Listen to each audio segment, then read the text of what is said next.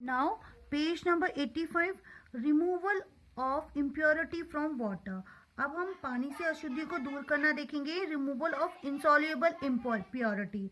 ठीक है, insoluble impurity like sand can be removed by using the following method. निम्नलिखित विधियों का उपयोग करके हम रेत जैसी अघुलनशील जो अशुद्धियों को हटाया जा सकता है। पहला है सेडिमेंटेशंस।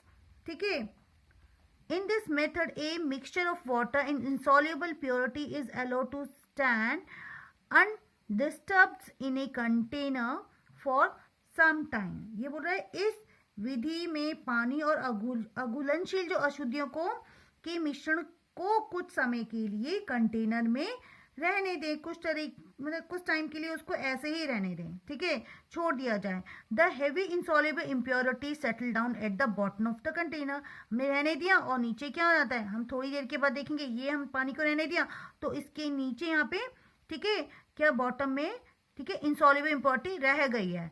ठीक है, this layer of impurity is called sediment. ये हमारा क्या कहलाता है, थोड़े समय के बाद पानी को, गंदे पानी को छोड़ दो तो नीचे अशुद्धियां आपको दिखेंगी, तो वो हमारा क्या बोलेगा, सेडिमेंट हम उसको कहा जाता है। ठीक है, when the impurity settle down, clear water is left above the layer of the impurity. This is called the sedimentation. ये क्या कहलाता है, ये एक sedimentation कहलाता है। The rate of sedimentation can be increased by adding chemical like illumes, is called loading. ठीक है, और इसी तरह ना जब अशुद्धियां शांत हो जाती हैं, जैसे कि है ना, इसको क्या बोला जाता है, अशुद्धियों की परतों के बारे में साफ पानी छोड़ दिया जाता है ऊपर, है ना, ऊपर साफ पानी रहेगा, नीचे गंदा रहेगा, इसको, ठीक है, इसको हम सेडिमेंटेशन कहते हैं। इसी सेडिमेंट्री की दर को फिटकरी की तरह रसायन जोड़कर बढ़ाया जा सकता है, इसे लोडिंग भी कहते हैं।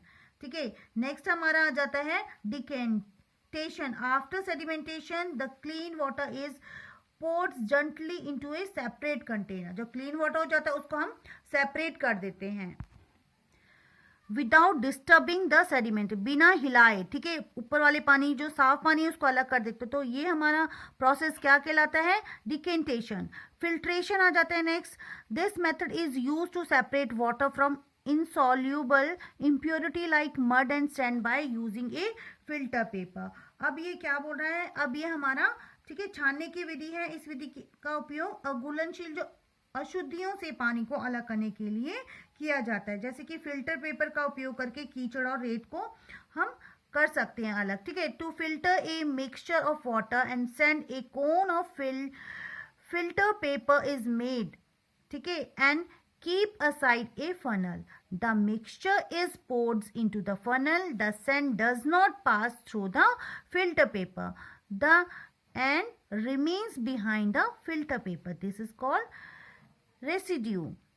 The clear water comes out of the filter paper and is collected in the beaker kept below the funnel. This is called filtrate. This method is purifying water is called filtration। अब ये क्या बोल रहा है, ये बोल रहे हैं कि पानी और रेत के मिश्रण को छानने के लिए फिल्टर पेपर का एक शंकु बनाए, मतलब ऐसे जैसे हमने बनाया है। ठीक है, और एक फनल के अंदर रखा जाए। ठीक है, अब क्या है, मिश्रण को फनल में डाला जाए। अब यहाँ से डाला जा रहा है, रेत फिल्टर से नहीं गुजरता है और फिल्टर पेपर के पीछे ही रह जाता है, ऊपर ही रह जाता है। इसे क्या बोला जाता है, इसे ड्यूज कहा जाता है, अवशेष जिसे कहा जाता है। साफ पानी फिल्टर पेपर से निकल जाता है और क्या होता है, और फनल के नीचे रेत है ना, फनल के नीचे क्या रह जाते हैं, बीकर में कुछ इकट्ठा हो जाता है ना, और जो कुछ इकट्ठा हो जाता है इसे छानना कहते हैं। ठीक है, पानी को शुद्ध करने की इस विधि को क्या बोलते हैं, फिल्ट्रेशन कहा जाता है। ठीक है, इसमें कुछ इकट्ठा हो गया है, देखिए आप, यहाँ पर भी इकट्ठा हो जाता है, इसमें से फिर दोबारा आ जाता है, इसको हम फिल्ट्रेशन बोलते हैं। Now removal of soluble impurity. अब हम इसको करेंगे, soluble impurity can be remove of the following two method. ये टू मेथड के थ्रू होती है। फर्स्ट आ जाता है हमारा इवेपोरेशन।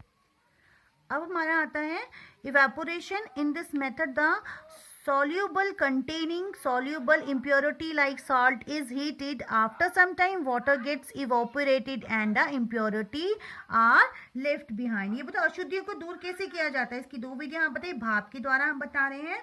इस विधि में घुलनशील जो अशुद्धियों जैसे नमक को गर्म किया जाता है ना, और कुछ समय बाद पानी क्या हो जाता है, वाष्पित हो जाता है, ठीक है, वाष्प हो जाता है और अशुद्धियां पीछे रह जाती हैं, माने वो छूट जाती हैं। अब हमारा आ जाता है सेकेंड डिस्टिलेशन, हम इसे बोलेंगे। In this process of distillation both impurity and pure water can be obtain. In this process impure water is heated in A flask. On heating, water changes into steam and impurity are left behind in the flask. The steam pass through the condense.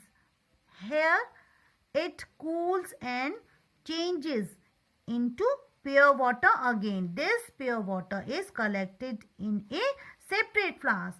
अब ये क्या बोल रहा है, इसको हम क्या बोलते हैं, डिस्टिलेशन को आसवन भी बोला जाता है। आसवन की प्रक्रिया में क्या करते हैं, अशुद्धियां और शुद्धि पानी दोनों को प्राप्त किया जा सकता है, ठीक है।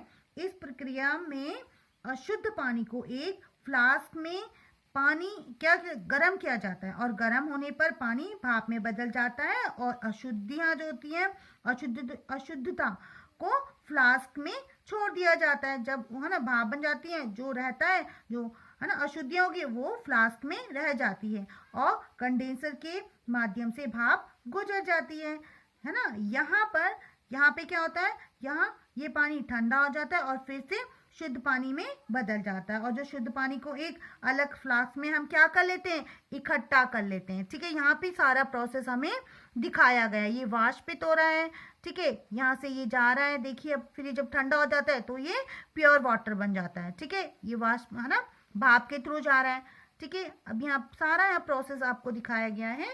Students, now we will continue in next video.